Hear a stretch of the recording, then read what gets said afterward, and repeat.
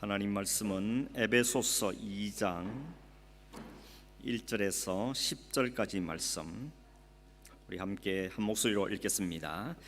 그는 허물과 죄로 죽었던 너희를 살리셨도다. 그때 너희는 그 가운데서 행하여 이 세상 풍조를 따르고 공중의 권세 잡은 자를 따랐으니 곧 지금 불순종의 아들들 가운데서 역사하는 영이라.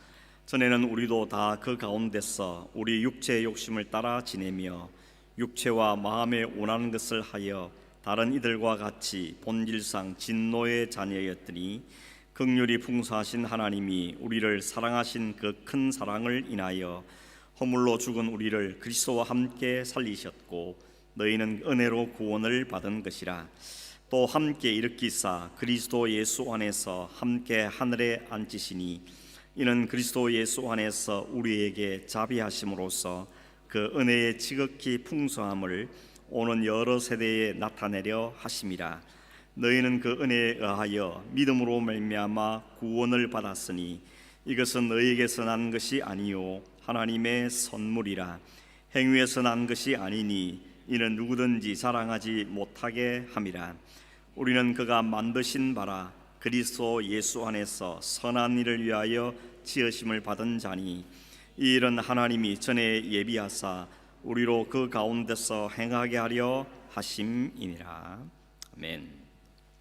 아프리카 대륙의 가장 남쪽에 있는 아래쪽에 칼라하리라는 사막이 있습니다. 그 사막에는 스프링팍이라는 산양이 살고 있는데 이 특징이 수천 마리씩 떼를 지어서 몰려다니는 특성을 갖고 있습니다. 근데 갑자기 때때로는 갑자기 아무 이유 없이 이 수천 마리가 막 내달리기 시작하다가 이 절벽에 떨어져서 한꺼번에 이 수천 마리가 동시에 죽는 이런 일이 가끔씩 생긴다는 것입니다. 동물학자들이 왜 이 양들이 이렇게 자살하는가 이렇게 생각을 했는데 가만 생각해 보니까 동물들 가운데 스스로 목숨을 끊는 자살하는 동물은 없답니다. 유일하게 사람만 자살하지 동물들은 자살 안 한다는 거죠. 그래서 그럼 도대체 이 수천 마리의 양떼들이 왜 갑자기 죽는가 했는데 어느 학자가 그걸 밝혀냈습니다. 보니까 이 수천 마리 양떼가 이 풀을 먹을 때 문제가 생긴다는 것입니다. 풀은 제한되어 있는데 수천 마리가 그걸 먹다 보니까 앞에 있는 양떼들이 이 풀을 먹고 지나가면서 짓밟아 버리니까 뒤에 있는 것들은 풀을 제대로 먹을 수가 없는 거죠. 그러니까 앞으로 가려고 막 들이미니까 밀리고 그러다는 겁니다. 그래서 앞에 있는 것이 자꾸 밀리니까 걸음이 빨라지다 보니까 뛰게 되고 뛰니까 뒤에 놈은 또 저거 왜 뛰지 싶어가지고 또 따라서 뛰고 그러면서 이 수천 마리가 동시에 막 뛰기 시작한다는 것입니다. 그 들판을 이 사막을 뛰기 시작하는데 앞에 것들이 좀 먼저 가면 뒤에는 좀 이제 풀 여유 있게 먹어야지 이러면서 풀 좀 여유 있게 먹고 가면 좋을 텐데 이 양들의 습성이라는 것이 이 무리에서 떨어지는 걸 굉장히 두려워한다는 겁니다. 그래서 앞에서 막 뛰면 혹시 이 무리에서 자기가 떨어질까봐 뒤처질까봐 자기도 막 열심히 뛴다는 것이죠. 그러다 보니까 앞에는 더 열심히 뛰고 뒤에는 또 열심히 따르고 이 수천 마리가 어디로 가는지도 모른 채 그냥 무작정 뛴다는 것이죠. 가다 보니까 이 앞에 절벽이 있는 겁니다. 서야 되는데 뒤에서 막 밀어붙이니까 앞에 놈들이 먼저 떨어졌고 뒤에는 따라가다 보니까 이 속도 조절이 안 되니까 또 따라서 죽고 그러면서 수천 마리들이 한꺼번에 몰살하는 일이 벌어지더라는 것입니다. 여러분 어떤 생각이 드십니까? 참 미련하다는 생각이 드시죠? 근데 사람들이 이걸 보면서 이게 도전을 받는 겁니다. 우리도 저렇지 않냐는 것이죠. 인간들도 열심히 뛰긴 뛰는데 어디로 뛰는지 왜 뛰는지 뭘 향해 뛰는지도 모른 채 그냥 무작정 뛴다는 그런 사실을 여기서 교훈을 받는다는 것입니다. 여러분 우리도 열심히 살지 않습니까? 아침부터 저녁 때까지 쉬지 않고 열심히 일하고 열심히 공부하고 열심히 뛰는데 중요한 것은 왜 열심히냐는 것이죠. 어디를 향해서 열심인가 하는 게 참 중요합니다. 요즘 12학년들이 시험을 치고 이제 트라이얼을 끝나고 곧 시험 치겠죠. 이 아이들에게 무슨 공부하고 싶냐, 어느 대학 가고 싶냐, 앞으로 어떤 일을 하고 싶냐 물어보면 대부분 아이들이 잘 몰라요. 일단 시험 쳐가지고 점수라도 많이 받아놓고 생각할래요. 이런 아이들이 너무 많은 것을 보게 되집니다. 뭔가 꿈이 있고 목표가 있고 그래서 열심히 공부해야 될 텐데 남들 다 하니까 나도 안 하면 뒤처질 것 같고, 그러니까 나도 열심히 하고 남들에게 뒤처지지 않기 위해서 하는 경향들이 상당히 많다는 것입니다. 남들이 열심히 일하니까 나도 열심히 일하는데 가만 보니까 뒤처지 싫어서 그렇게 하는 게 아닌가 하는 것이죠. 자동차를 더 좋은 걸 사고 집을 더 좋은 집을 사고 하는데 가만 보니까 남들한테 뒤지기 싫어서 이렇게 하는 경향도 상당히 많은 게 사람들의 모습이 아니냐 하는 그런 지적들을 여기서 받게 된다는 것입니다. 그래서 우리는 때때로 가만히 서서 좀 자신이 누구인가, 나는 지금 어디로 왔으며 어디로 가며 나의 삶의 목표는 무엇인가 하는 점들을 종종 가끔씩 생각하는 게 필요합니다. 그냥 열심히 살 게 아니고 하루 잠잠히 서서 자신을 돌아보고 하는 시간이 필요합니다. 그런 점에서 주일은 그런 날이 아니겠다는 생각이 듭니다. 한 주간 내 삶 열심히 살았는데 이 하루를 통하여서 나는 왜 열심히 살았는가, 뭘 위해서 살고 있는 것인가, 나는 제대로 가고 있는 것인가 하는 점들을 하나님 앞에서 예배하고 그러면서 이걸 확인해 보는 시간은 굉장히 중요한 의미가 있는 시간이라고 보는 것입니다. 하루도 쉬지 않고 일주일도 쉬지 않고 열심히 일하는 것이 능사가 아니고 하루 정도는 잠잠히 있어서 돌아보는 게 필요한 것이죠. 오늘 읽은 이 성경 에베소서는 사도 바울이 감옥 안에서 에베소에 있는 교회 성도들에 보낸 편지입니다. 에베소 교회 사람들만 읽으라 보낸 편지는 아닌 것 같고 주변에 있는 여러 지역의 교회들이 이 편지를 돌려가면서 읽으라고 쓴 편지죠. 그래서 회람서신이다 이렇게 부릅니다. 오늘 이 바울이 에베소를 쓰면서 에베소 성도들에게 이렇게 말하는 것 같습니다. 여러분 잠깐 좀 서십시오. 잠깐 멈춰 서서 여러분의 과거가 어떤 사람들이었으며 어떻게 여러분 지금 이렇게 성도로 앉아 있으며 그 성도의 삶을 어떻게 살아야 되는가 하는 걸 한번 생각해 보십시오. 그러면서 이 도전을 에베소 교회에게 하고 있는데 이 도전은 이 단지 이 에베소 교회 성도들에게만 주는 도전이 아니고 사실은 오늘 우리 모두가 받아야 할 도전이라고 생각이 들어집니다. 그래서 오늘 아침에 우리가 잠시 한번 멈춰서서 나는 어디서 왔으며 나는 현재는 누구이며 나는 어디로 가는 존재인가, 어떻게 살아야 할 사람인가 하는 점들을 오늘 말씀을 통해서 다시 한번 확인하는 시간이 되기를 바랍니다. 첫 번째 질문은 나는 과연 누구였는가 하는 것입니다. 나는 어떤 사람이었는가, 나의 본질은 무엇이었는가. 1절이 답을 주지요. 1절 말씀 다시 한번 읽으면 그는 허물과 죄로 죽었던 너희를 살리셨도다 이렇게 말씀하고 있습니다. 이걸 원문을 보고 또 다른 성경을 보고 영어 성경을 보니까 좀 다릅니다. 그래서 비교를 해놨죠. 한번 화면을 보십시오. 우리 개역 개정 성경에는 그는 허물과 죄로 죽었던 너희를 살리셨도다 돼 있는데 헬라말을 그대로 옮기면 이렇습니다. 그리고 너희도 허물과 죄 안에서 죽었었다. 이게 원래 헬라를 그대로 번역한 겁니다. 영어도 그렇게 번역돼 있죠. 너희가 허물과 죄 안에서 죽었었다라고 이야기합니다. 이런 바울은 에베소의 성도들 향하여서 너희들의 과거의 너희들의 본체는 뭔가 하면 허물과 죄 안에서 죽었던 사람들이었다라는 것이 바울이 말한 과거의 모습입니다. 특별히 여러분 바울이 에베소서를 읽어보면 뭘 많이 강조하는 거면 안에 있다는 걸 참 강조합니다.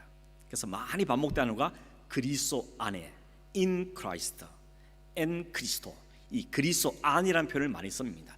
지금 너희가 그리스도 안에 있는가 아니면 그리스도 밖에 있는가, 너희가 지금 어디 있느냐 하는 것을 굉장히 강조합니다. 이걸 중요하다는 것입니다.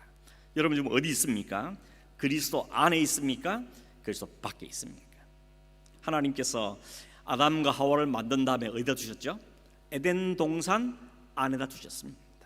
그 에덴 동산 안에 뒀다는 게 무슨 의미인가 하면 거기는 하나님이 주인 되신 곳이고 하나님이 모든 걸 다스리는 곳이고 하나님이 그들의 모든 걸 공급해 주는 곳이 에덴 동산입니다. 그 안에 있을 때 아담과 하와는 만족을 누리고 부족함이 없는 삶을 살게 되는 것이죠. 그런데 죄를 짓고 그들은 하나님의 그 통치를 벗어나서 죄로 자신을 내어주게 됩니다. 죄 안에 머물게 된다는 것입니다.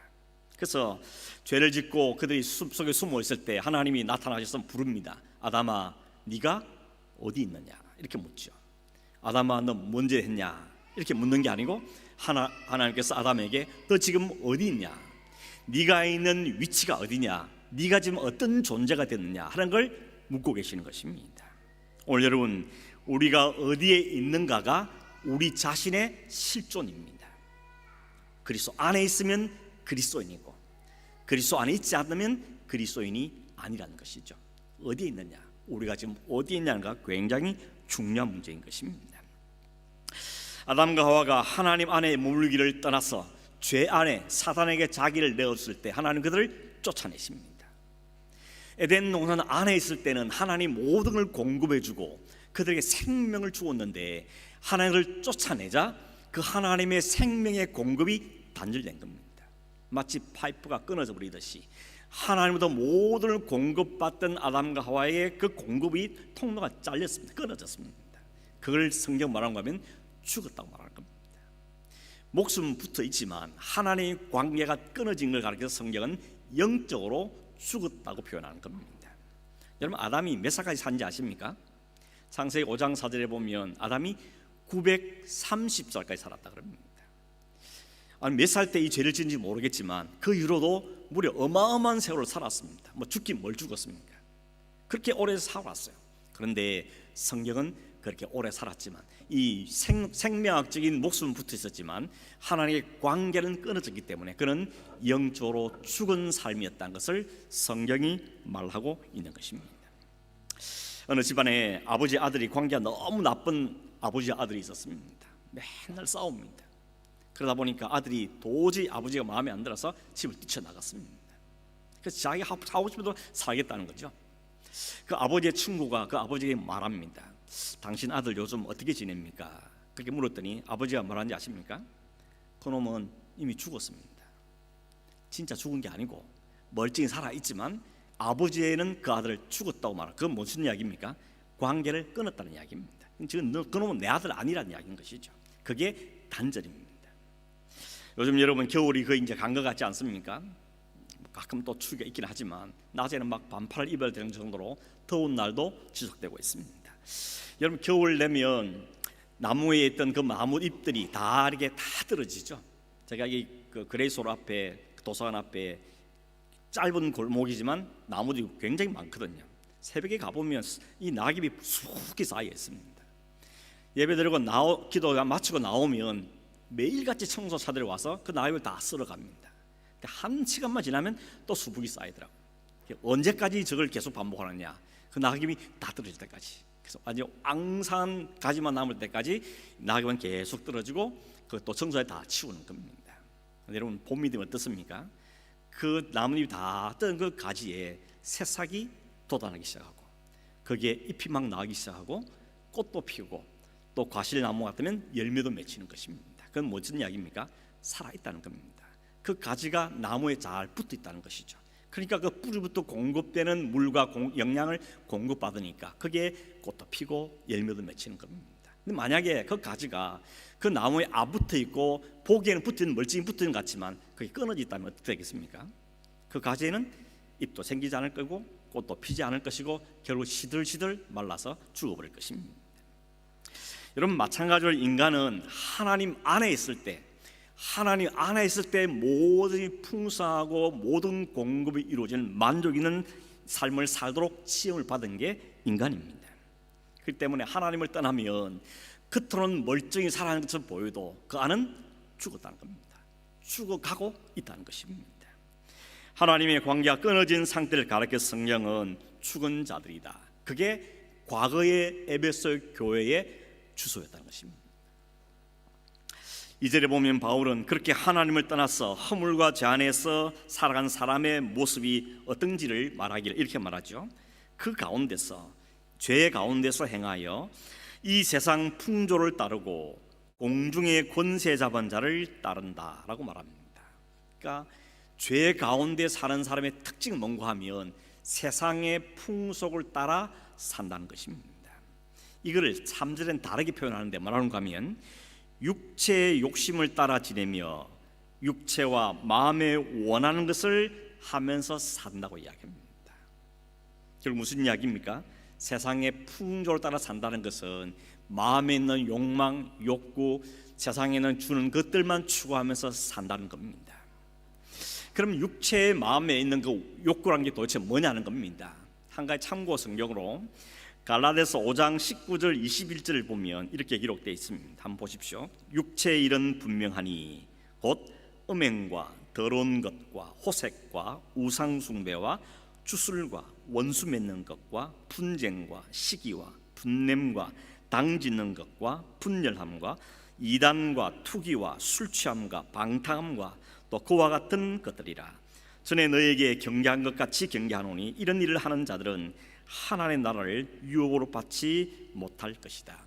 인간의 욕망에 쏟아 놓은 것 주고 치고는 거룩하고 아름다운 게 별로 없습니다. 다 더럽고 추한 것들밖에 없죠. 이것들을 추구하는 것, 이 삶을 살아가는 게 바로 육체를 따라 사는 삶이라고 성경은 이야기하고 있는 것입니다. 하나님께서는 하나님의 백성들이 그렇게 살기를 원치 않죠. 그래서 이스라엘 백성들이 애굽에서 나왔을 때 가나안 땅에 들어가기 전에 40년 동안을 광야에서 살았습니다. 왜 40년 살았습니까? 크게 두 가지 이유가 있는데, 하나는 뭔가 하면 그들이 광야에서 하나님을 온전히 신뢰하지 않고 하나님께 늘 불평 불만 쏟아놓으니까 하나님께서 특별히 정탐 같은 40일을 곱하기 1년씩 계산해가지고 40년을 광야에서 지내겠습니다. 하나님의 벌이었습니다. 또 하나 이유가 있는 뭔가 하면 그들이 이제 애굽에서 나와서 가나안 땅에 살게 될 건데, 애굽에서 무려 400년이 넘는 세월을 살았기 때문에 그 또 살면서 온갖 세상의 문화와 언어와 신앙과 모든 게 물들었기 때문에 그 물을 싹 빼는 겁니다. 물 빼는 작업인 것입니다. 그 광야에서 오직 하나님밖에 쳐다볼 게 없는 그 광야에 살게 하면서 그동안 애굽에 누렸던 모든 좋고 화려했던 것들로부터 다 떨어져서 이제 우리가 하나님 보고 살아야 되는 존재구나 하는 걸 깨닫게 만들기 위한 그 과정이 40년이었다는 것입니다. 가나안 땅에 들어가기 직전에 하나님께서 모세를 통해서 이스라엘에게 신신당부한 게 있죠. 우리가 레위기 말씀을 묵상할 때 보았는데 그게 뭔가 하면 너희는 그 땅에 들어가면 절대 그 신들 신기면 안 된다. 그 사람들과 섞이지 마라. 그 사람들의 풍습과 문화에 물들지 마라. 심지어는 그들과 아들, 딸 주고받는 결혼도 시키지 말라. 아주 엄격하게 하나님이 말씀하십니다. 왜 그렇습니까? 그 가나안 땅에 있는 문화라는 것이, 풍조라는 것이 다 우상에게 절하고 우상을 섬기고 다 자기 잘 먹고 잘 쓰기 위해서 타락하고 음란하고 이 모든 게 뒤덮이기 때문에 하나님은 거룩하게 불러내는 게 하나님 백성들이 구별된 삶을 살기를 원하셨던 것입니다. 오늘도 마찬가지입니다. 하나님 우리에게 내가 거룩하니 너희도 거룩하라는 말씀은 우리로 하여금 세상과는 구별된 삶을 살라는 하나님의 요청인 것입니다. 창세기 보면 여러분 롯이 소돔과 고모라 성에 살다가 그 성이 유황불로 확 멸망당할 때 하나의 천사를 보내가지고 그 가족을 끄집어내시죠. 근데 나오는 과정 가운데 그 아내는 뒤를 돌아보다가 소음기둥이 되었습니다. 왜 뒤를 돌아봤습니까? 소돔과 고모라에 두고 온 것들에 미련이 있기 때문에 것이죠. 그거 좋았는데, 그 좋은 거 두고 왔는데 이런 미련 마음 때문에 돌아보다가 소음기둥이 되고 말았습니다.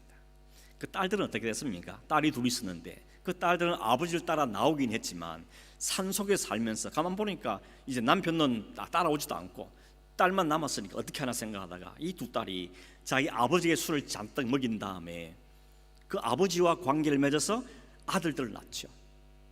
여러분 이게 상상이 되는 이야기입니까? 어떻게 이런 일을 할 수 있겠습니까?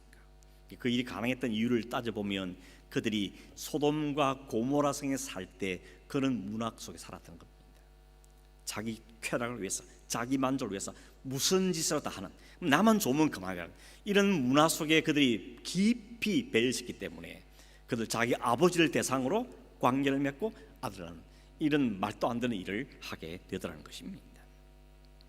그래서 사도 바울은 에베소 교회 성도를 향하여서 너희도 전에는 바로 이렇게 세상의 풍조를 따라 살고 세상을 지배하고 있는 사탄의 영향 안에서 살았던 사람들이다 라고 이야기해주고 있는 것입니다. 여러분 육체의 욕구라고 해서 다 나쁜 건 아니죠. 먹고 싶다, 잠을 자고 싶다, 쉬고 싶다, 뭐 돈 많이 벌고 싶다, 뭐 이런 욕망, 이런 욕구들, 이런 욕망들은 다 나쁜 건 아니죠. 그러나 그 욕망들이 오락을 즐기고 싶다, 취미를 하고 싶다, 즐거움 하는 것, 즐거움 쾌락도 하나님 우리 주신 선물입니다. 즐거이 사는 것이 하나님 우리에게 주신 선물입니다. 그런데 문제는 뭔가 하면 하나님이 정해진 그 경계 안에서 누려야 되는 겁니다. 그 경계를 넘어서는 게 죄죠. 아담과 죄 지은 걸 가만 따져보십시오. 하나님 에덴 동산이란 이 바운다를 주시면서 그 안에서 모든 걸 누리게 하고 모든 걸 주셨습니다. 근데 그 바운다리를 넘어서서 하나님, 얘야 선악을 알게 이 선악과는 먹지 마라. 이건 경계다. 이건 넘어서면 안 된다. 넘어서지 말고 네가 하나님의 의존에 살아야 되는 존재를 꼭 기억해라. 하나님이 주실 테니까. 이걸 경계를 주셨는데 그걸 넘어서서 딱 보니까 먹음직도 하고 보암직도 하고 지혜롭게 할 만큼 탐스럽기도 하고 육체 욕망입니다. 하나님 주신 그 욕구를 뛰어넘어서 그걸 넘어서서 그는 절제하지 못하고 하나님이 하신 그걸 넘어섰기 때문에 그건 죄가 되더라는 것입니다. 타락한 인간이 내놓는 욕구라는 것이 이렇게 자기를 망치는 것들이 상당히 많은 것입니다. 그런데 여러분 3절에 보면 이렇게 말씀하죠. 전에는 우리도 다 그 가운데서 육체의 욕심을 따라 지내며 육체와 마음에 원하는 것을 하여 다른 이들과 같이 본질상 진노의 자녀였다.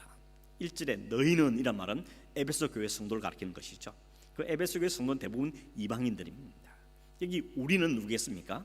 유대인들, 좀 더 넓히면 바울을 비롯한 예수 믿는 그리스도인들 이야기하는 것이죠. 근데 그리스도 안에 있지 않을 때, 그리스도 바깥에 있을 때 그때는 우리나 너희나 마찬가지였다는 것입니다. 다 육체 욕심을 따라 살던 사람이었고 세상에 지배를 받고 영향을 받던 살았던 사람들이고 내놓는 게 다 악한 삶을 살았던, 그래서 본질상 진노를 받을 수밖에 없는 것이 우리나 너희나 똑같은 현실이었다는 것입니다. 우리는 어떻습니까, 여러분? 우리는 어떻습니까? 우리는 그리스도 안에 있습니까? 밖에 있습니까? 그리스도 안에 있기 전에는 똑같이 마찬가지였습니다. 하나님의 진노만 쌌던 삶을 살았던 것이 오늘 우리도 예외가 아니라는 것입니다. 여러분, 그런데 놀랍게도 복음은 여기서도 출발하는 겁니다.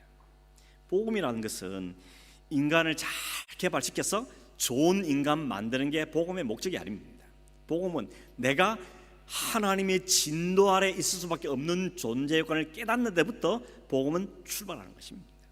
세상에 많은 종교가 있는데 세상의 종교들 대부분 어떻습니까? 인간을 인간답게 만들자, 좀 더 성숙되고 좀 더 착하고 좀 더 선을 추구하고 좀 더 도덕적이고 좀 인간다운 좋은 인간 만들다는, 그런데 많은 목적이 있지만 기독교의 복음은 거기에 있지 않습니다. 물론 복음을 받아들이고 기독교인이 되면 더 도덕적이어야 되죠. 더 잘 살아야 되죠. 그렇지 않으니까 욕을 얻어먹기도 하는 것입니다. 그러나 하나님 우리에게 복음을 주신, 그리스도를 우리 주신 궁극적인 이유, 가장 본질적인 이유는 우리를 좋은 인간으로 만들겠다는 게 아니고 우리를 죄에서 끄집어내서 하나님의 백성 만드는 게 초점이라는 것입니다. 그냥 선하고 잘 사는, 도덕적으로 잘 사는, 남 피해 안 끼치는 그 정도가 아니고 본질상 진노인데 그 본질상 진노에서 끄집어내서 하나님 나라의 생명을 가진 사람으로 만드는 게 복음을 우리에게 주신, 그리스도를 우리에게 주신 궁극적인 이유라는 것입니다. 물론 세상의 도덕도 우리를 좋은 인간으로 만드는 수단이 되긴 하지요. 법도, 심리학도, 교양도, 수련도, 명상도 좋은 인간을 만들고 성숙하게 만드는 데 유익이 있지만 복음은 거기서 그치지 않고 우리를 죄악에서, 본질상 진노에서 하나님의 생명으로 옮기는 것이 복음의 능력이라는 것입니다. 여러분, 첫 번째 질문을 정리하면 이런 거죠. 바울은 구원받기 전, 예수 안에 있기 전에 모든 인간의 현 주소는 허물과 죄로 제 안에서 죽었다는 것입니다. 그래서 그 결과는 세상의 풍조를 따르고 세상의 권세를 잡는 사단에게 매인받은 삶을 살고 거기 쏟아내는 모든 것을 다 악하고 추하고 더러운 것밖에 없었던 것입니다. 유대인이나 이방인이나 마찬가지다는 것입니다. 옛날이나 오늘이나 마찬가지인 것입니다. 근데 여러분, 4절에 딱 들어가면 대반전이 일어납니다. 우리말 성경에는 빠져있지만 이 헬라 성경에 보면 첫 번째 단어가 but, 그러나입니다. 3절과 연결이 이죠. 본질상 우리가 하나님의 진노의 자녀였더니 그러나 라고 시작합니다. 이게 반전이라는 것이 사절입니다.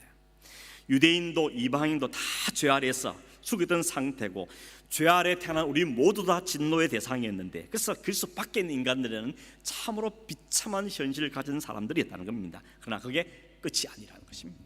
그러나 라고 시작합니다. 거기에 따른 게 뭔지 아십니까? 4절의 7절은 그런 우리를 어떻게 오늘의 우리로 만드셨는가, 하나님의 구원의 역사를 이야기하고 있는 것이 4절에서 7절의 내용입니다.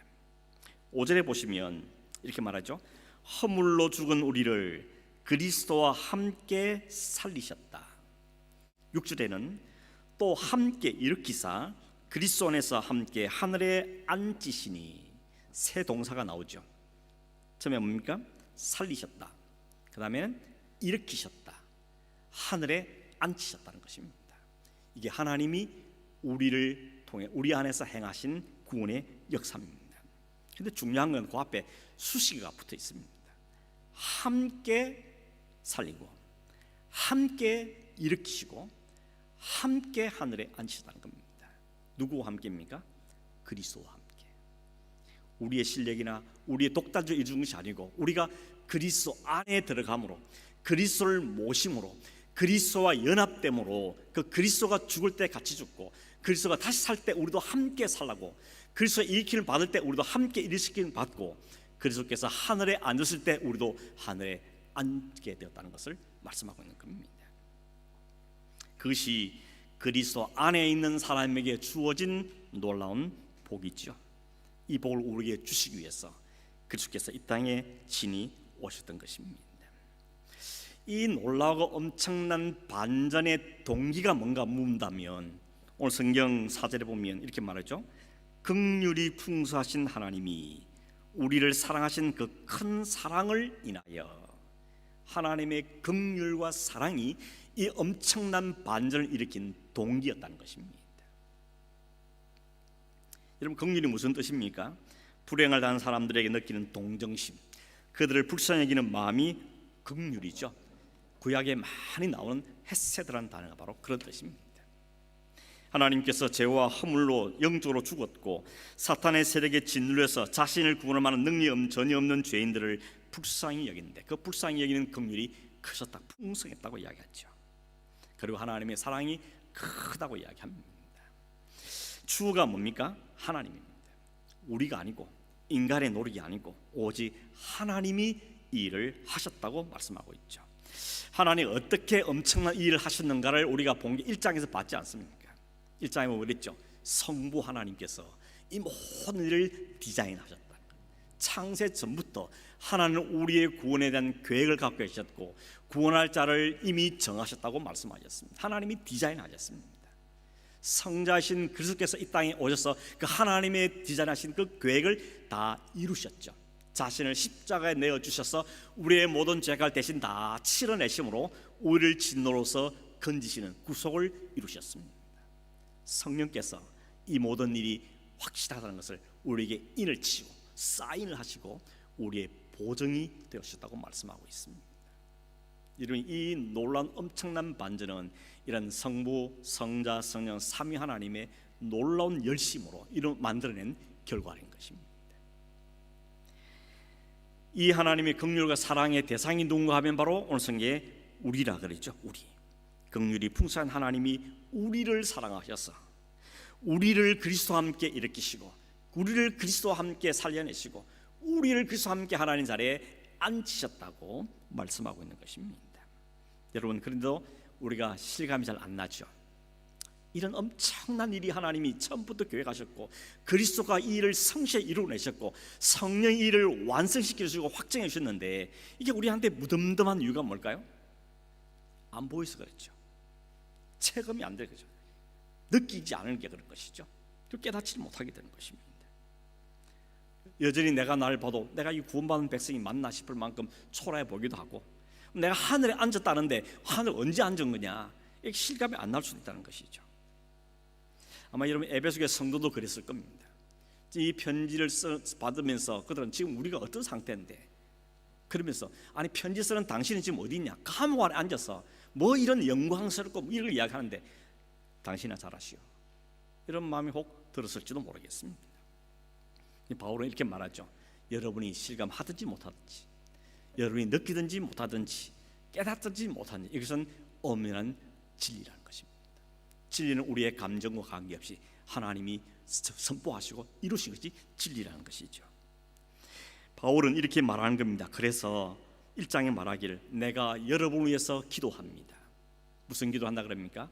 하나님께서 지혜와 계시의 영인 성령을 너에게 허락하셔서 그 성령께서 이 놀라운 엄청난 이 사실을 깨닫게 되고 이해가 되고 감사하게 되고 찬송하게 되는 역사가 여러분 가운데 일어나길 바랍니다. 여러분의 마음의 눈이 밝아져서 하나님이 행하신 그 일이 얼마나 엄청난 것인지, 우리가 하는 그 기업이 얼마나 놀랍고 영광스러운 건지를 깨닫 알게 되기를 내가 매일같이 기도합니다. 바울이 그렇게 기도했다는 것입니다.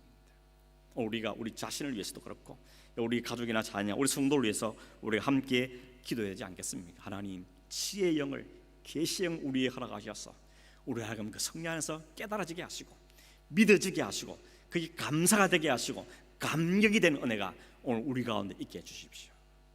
하나 성령의 역사가 아니면 이 체험되지 않기 때문에 그런 것입니다. 여러분, 얼마나 놀라운 일입니까? 엄청난 일이 우리 안에 나에게 일어난 것입니다. 그것은 경이롭고 신비롭고 감사한 일이 아닐 수가 없는 것이죠. 이게 어떻게 됐다 그럽니까? 8절에 답을 하고 있죠. 이렇게 말합니다. 너희가 그 은혜에 의하여 믿음으로 말미암아 구원을 받았다고 이야기합니다. 하나님의 은혜, grace, by grace란 말입니다.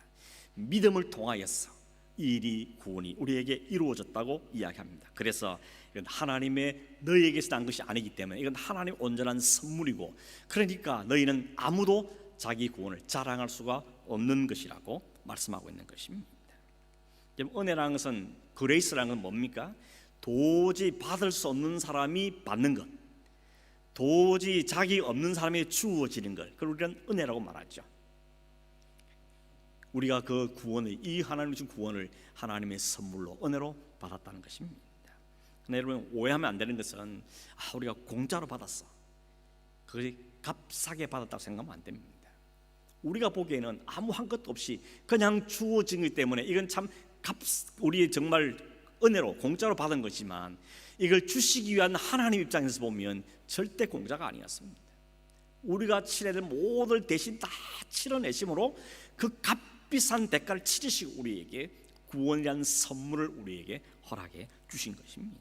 그러므로 이 은혜, 이 구원은 우리 입장에 보면 참 공짜로 받은, 은혜로 받은 것이지만, 하나님 우리에게는 값비싼 대가를, 아들을 내주시는 그 대가를 다 치르신 다음에 내어주신 하나님의 은혜의 선물인 것입니다. 이 놀라운 은혜를, 이 놀라운 선물 우리에게 주신 목적이 뭐냐? 두 가지를 이야기하고 있는데, 7절에 보면, 7절 끝에 보면 그 은혜의 지극히 풍성하심을 오는 여러 세대에 나타내려 함이라, 이렇게 말하죠. 하나님의 은혜가 얼마나 큰지, 하나님 얼마나 위대하신 분인지, 하나님 우리의 어떤 행하신 분인지를 오는 세대에게 하나님을 드러내기 위해서라는 것입니다. 우리의 구원을 보고, 야, 저 사람 구원 보니 하나님 있는 게 맞구나, 저 교회를 보니, 저 가정을 보니 하나님 살아가긴 맞는구나, 하나님의 그 은혜와 크심을 드러내기 위해서 우리에게 이 놀라운 은혜를 주셨다고 이야기합니다. 두 번째는 뭔가 하면 선한 일을 하게 하기 위해서라고 이야기하죠. 처음부터 우리가 그리스도 예수 안에서 선한 일을 하도록 지으심을 받은 존재인데 지금 그렇게 하겠다고 하나님이 말씀하십니다. 여기 말하는 선한 일이 뭘까요? 착한 일, 도덕적인 일, 그걸 말하지 않습니다. 성경의 선, 그럴 때는 항상 뭐가 연결치는가 하면 하나님의 뜻과 관련이 있습니다. 하나님의 뜻대로 될 때 우리는 이게 참 좋은 거다, 이건 선한 거라고 이야기하는 겁니다. 그래서 선하다는 이 히브리어 단어 제일 먼저 쓰인 단어가 쓴 곳이 창세기 1장인 것입니다. 창세기 제일 많이 반복되는 단어가 하나님이 말씀하시되 그대로 되니라, 첫째 날 이더라, 하나님이 말씀하시니 그대로 되니라, 보시기에 좋았더라. 그 좋았다는 게 선하다는 것입니다. 그리고 선하다는 것은 하나님의 뜻대로 되는 것, 하나님 원하신 대로 이루어질 때 우리는 그것이 선한 것입니다. 그러므로 우리를 구원하신 하나님의 거룩한 백성 삼으신 목적은 뭔가 하면 우리를 통하여서 하나님의 뜻이, 하나님의 온전하심이 드러나게 되는 것, 그게 선하게 나타나지는 것, 그게 바로 우리를 구원하신 목적이라고 우리에게 말씀하고 있는 것입니다. 여러분, 말씀했습니다. 오늘 우리는 이런 하나님의 크신 은혜를 드러내고 또 하나님께서 우리를 뜻에 순종하며 사는 선한 삶을 살도록 우리에게 이 놀랍고 엄청난 선물을 안겨다 주셨습니다. 아직도 여전히 그런 분 계시죠? 내가 내 이 모양이 아직 이런데 집이 이렇고 자식이 이렇고 건강이 이렇고 그러십니까? 그럼에도 불구하고 우리는 하나님께서 이 엄청난 선물 받은 사람으로서의 분명한 자긍심이라는 게 있어야 됩니다. 자부심이 있어야 되는 것입니다. 이런 말 들어보셨죠? 내가 돈이 없지 가오가 없냐? 이 영화 대사입니다. 그렇죠? 어디 나온 대사입니까? 영화 보신 분도 아시죠? 유승환 감독이 했던 영화 베테랑이라는 영화 보면 황정민이라는 형사가 맨날 돈 받고 청탁받는 이 부패한 형사들 보면서 야, 제발 좀 그렇게 좀 살지 말자. 우리가 돈이 없지 가오가 없냐? 이렇게 하는 대사입니다. 아무도 안 보신 것 같습니다. 근데 본래 이 말은 누가 먼저 한 말인가 하면요, 지난 5월 7일 날 56세의 나이로 뇌출을 일으킨 다음에 죽은 강수연이라는 배우가 있습니다. 연세가 좀 드신 분 다 아시죠? 이 국민 배우, 여배우 아니겠습니까? 젊은 사람들은 잘 모를 수 있는데 이 강수연 배우가 어느 영화인들이 모임에서 이야기를 했답니다. 우리 영화인들이 모이는데 이 영화인들이 좀 돈내 휘둘리지 말고 좀 제대로 영화를 만들고 좀 자부심을 갖고 이 영화를 좀 만들어 보자, 이런 이야기를 했다는 겁니다. 근데 그 말을 그 자리에 누가 있었는가 하면 이 유승환 감독이 있었던 겁니다. 그 말 듣고 참 좋은 말이다, 괜찮은 말이다 기억해뒀다가 자기 영화 만들 때 그 대사를 써먹은 겁니다. 황정민한테 시켜갖고 우리가 돈이 없지 가오가 없냐, 이런 말을 했다는 것입니다. 오늘 우리가 그렇습니다. 우리가 그리스도의 땅에 살면서 돈이 없는 거지 그리스도의 가오가 없습니까? 하나님의 자녀라는 가오, 하나님과 함께 그리스도와 함께 영원한 날에 앉을 그 가오가 있는 사람들인데 너무 초라하게 살지 말고 너무 비굴하게 살지 말고 좀 당당하게 살아야 되는 것입니다. 지금 이런 바울은 감옥 안에 있으면서 그 얘기를 하고 있는 겁니다. 내가 비록 감옥 안에 있지만 내가 감옥 안에 있지 가오가 없냐, 이런 이야기를 하는 것이죠. 내게는 생명이 있고 하나님 계시고 구원이 있고 놀라 하나님의 영광이 보증되어 있는데 내가 누구한테 꿀리겠냐? 여러분도 그렇게 사십시오.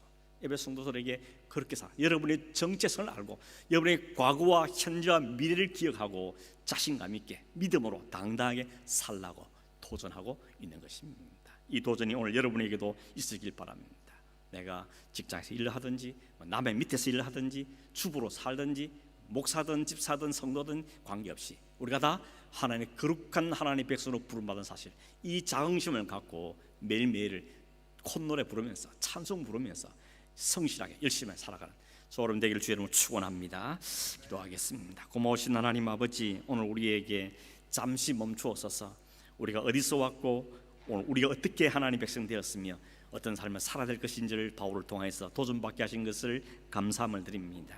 분명한 확신을 가지고 이 자긍심을 갖고 이 뿌듯한 마음을 갖고 하나 오늘 우리의 준 인생을 성실하게 살며 감사하며 살고 찬송하며 살고 하나님의 크심을 드러내는 삶을 살며 하나님의 선하신 뜻을 이루어드리는 삶을 사는 저희 되게 하시고 우리의 가정들이 되게 하시고 교회가 되도록 축복하여 주시옵소서. 걸어가신 예수님의 이름으로 기도하옵나이다. 아멘.